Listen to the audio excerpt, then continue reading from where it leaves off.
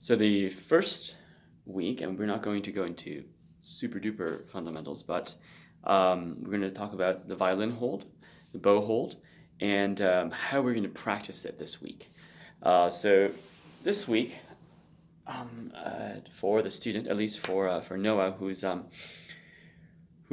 way more advanced than just these fundamentals, but he's trying to rebuild fundamentals, and I need to do fundamentals too. So what we're going to work on this week is we're going to practice how to hold the violin, how to hold the bow, okay, basic longbow exercise, and how to get into the zone while doing the longbow exercise, and also I'm going to do planks. Um, I'll explain why. So the first thing to discuss, the violin school of technique I'm going to mooch off of the most is what I've learned from Aaron Rozan. I think the longevity of his career, how painlessly he plays at such an old age, and how at an age where he could barely walk straight, his violin technique was just phenomenal. And it might not be sometimes as strong and intense and tight as younger players, full of vitality, but you could see that all the physical, the body really was working so naturally. And to me, that's good technique. Same thing in sports. It's not whether you can tighten up your body, do something harmful to your body, and do something wonderful, right? I mean, that's cool too.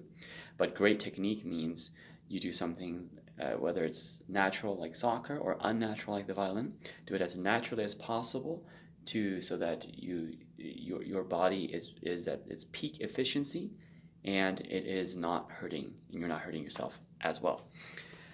So I'm going to mooch off of him the most. I think his students, his studio speaks for themselves. I think there are just a few of us who are lonely, lazy students, and there are a ton of students in the studio who are just massively successful.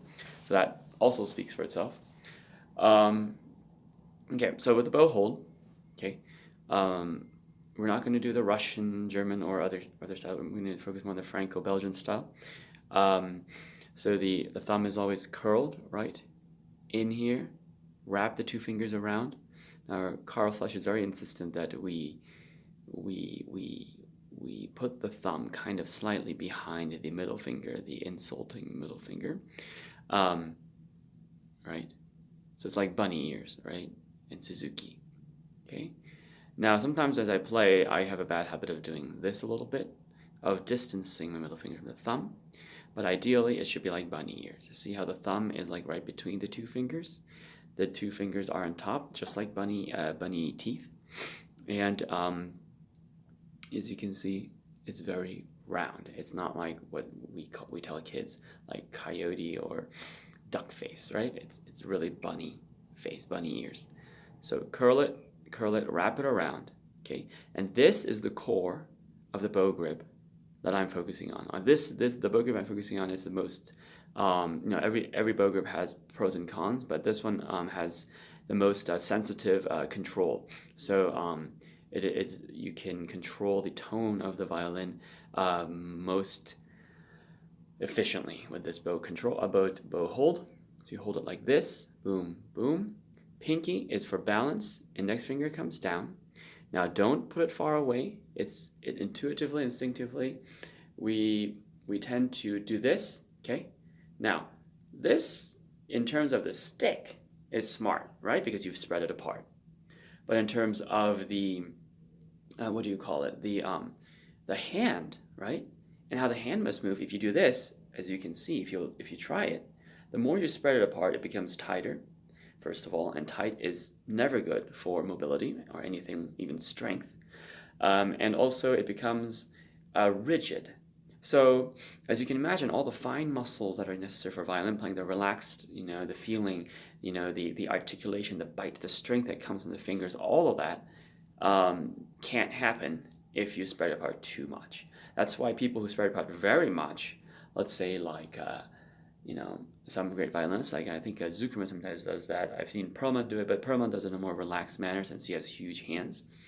But like people who do that, right? They end up, even though they're not doing a Russian bow grip, they end up playing more like Russian style, heavily turned, not as much sensitivity in the middle fingers, but more just thick strokes, which can sometimes be very beautiful and effective, but is not what we're going for right now. So keep the index finger a little closer to the middle fingers, okay? And the point of contact with the bow for this bow grip should not be here. That's the Russian bow grip. Different pros and cons. You should not be on this knuckle, okay? You're going to get an ugly bump like mine, okay? Some schools do that, but hold it here, okay? So, or let it touch the bow here, all right? And once you do that, what happens is the hand falls a little bit, you see, because it's not touching here, it's touching here. But still keep it round. It falls a little, and by that falling, it will eventually allow you to feel the middle fingers, the downward pull through the middle fingers better. You might not feel it immediately, but it will. Okay. So, anyways, that's how all the fingers should be aligned. The thumb in this spot. Okay. And an angle, tip, right. Middle fingers wrapped around. Okay, ideally not here or here, but right there. Okay, and then index finger here, pinky on top of the stick as balance. Index finger, the point of contact will be between these two knuckles. All right. Now you can kind of wiggle it. Everybody has slightly different proportions, but this works for I think almost every type of hand I've seen, unless maybe if you're an NBA star, or maybe your hands are the size of a 5-year-old, and you're trying to play with a full-size bow. Even then, I've seen it work, but that's the bow grip. Now with the violin hold, the violin should be held as flat as possible. Now, many great players can play hunched forward, especially orchestral players, but some soloists too, and it's very cool looking, because your body is kind of shaped like this, and it's very easy to bring it forward if you have a shoulder rest or whatever. Do this and play, especially on the G string. Just, it just seems more powerful and intense, and you're more into it.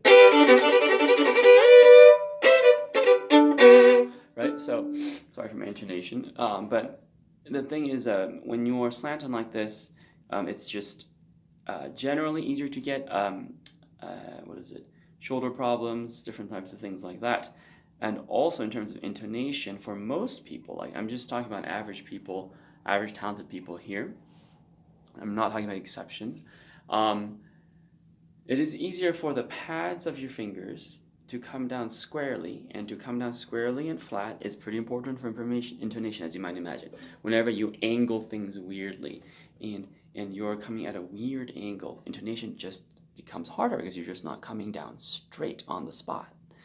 So when you're pushed forward like this, the fingers are often coming down at an angle automatically, and it has to cling more to the string sometimes, and it also is not coming down squarely flat on the point of perfect intonation. So intonation also becomes harder. Technique in general can become harder, and you'll end up compensating with trying to be stronger in the left hand, being tighter, squeezing more, hanging on more for most people. Some people, no, they don't. They still keep relaxed, but this is, I'm talking about normal physiology, right?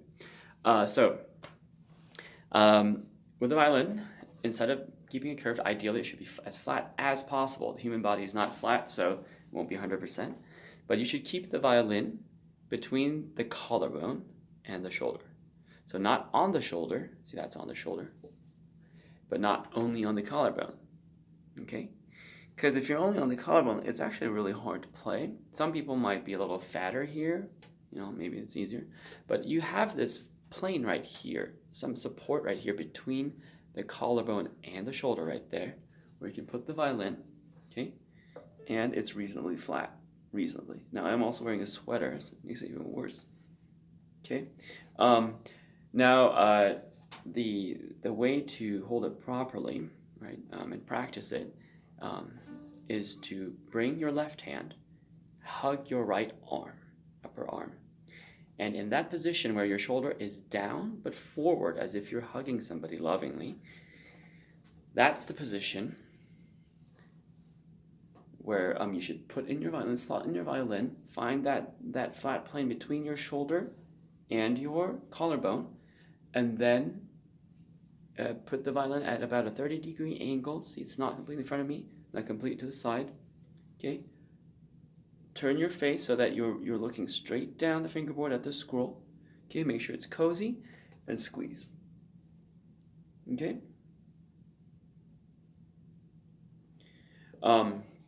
And that is the proper way to hold the violin.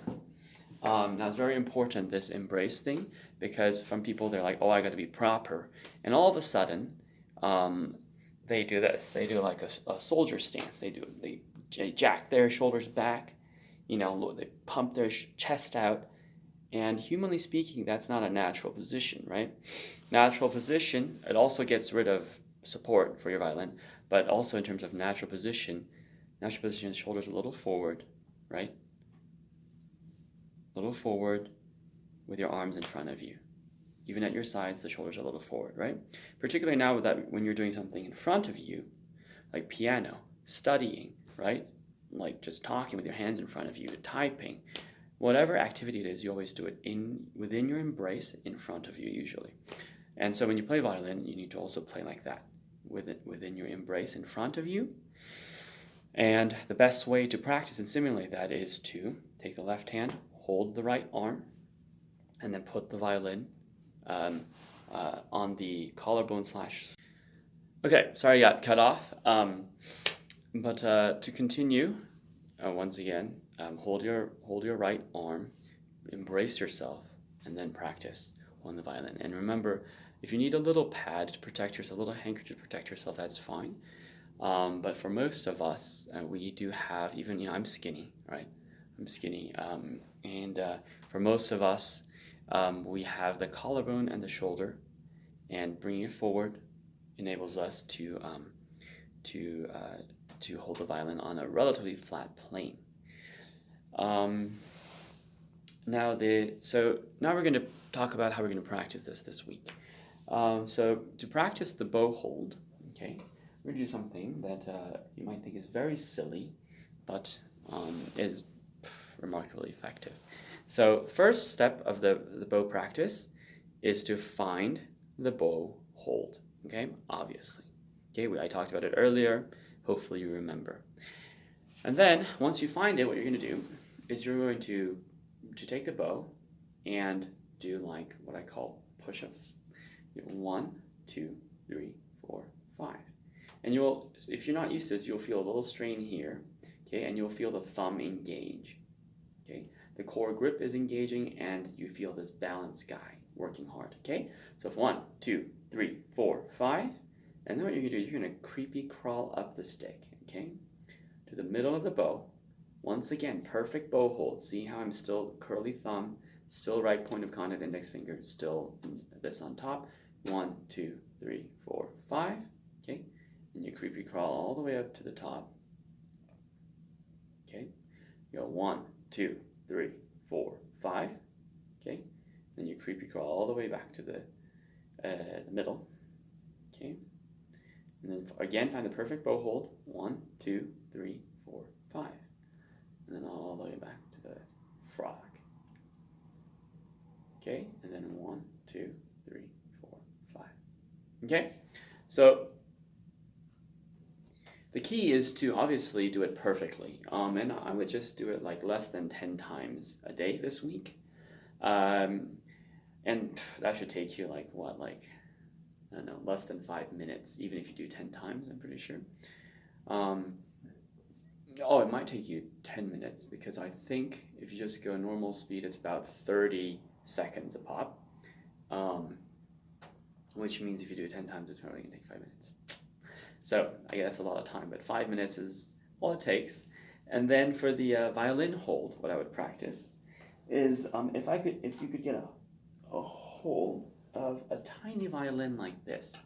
Okay, so this one's all beaten up. It's a 10th size Suzuki violin.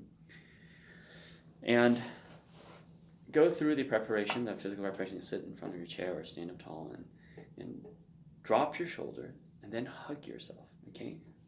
See here, I'm hugging myself. And then find that point between the collarbone and the shoulder, okay? At an angle. For most people, it's right around here, okay? Some people, it's a little more forward and stuff, but once you practice this exercise, even finding that angle itself will be easier, okay? Because you're building the strength. Okay, now, and then hold it. I would go for at least a minute. If you can do about 6 minutes or so, that's great. I would do this every day until it's so easy. You can hold it forever, and then you kind of also should start to feel cozy. With the smaller one, your body is able to not focus on all that strain and the tension of that weight, that's like, oh my God, right? Instead, it can focus more on kind of find that comfort zone and getting cozy with the violin. So I would start with a tenth. If it's easy, move up to a quarter size, and then to a half size, 3/4, and then a full size. Okay, that's what we'll do for the violin hold. And then the last thing we'll practice this week, it was kind of like a conditioning week, right? We're gonna do a plank. Now I'm assuming you all know how to do a plank, right? It's kind of weird and embarrassing that I need to, for me to try to do this in my studio. I'll explain why we do all these things in a sec, but we should probably do it on a clean floor at your house or something. You know how to do a plank, right? You go on your elbows, right? And I can't really do a plank here, but you go on your elbows. Let's pretend my bench is much longer, right? And on your elbows and your feet, you lift your whole body and keep it as flat as you can, like a wooden plank, okay? And I recommend doing a minute or two at least at a time. And okay, so that's everything. Now, the reason we're doing all of these things, okay, is violin,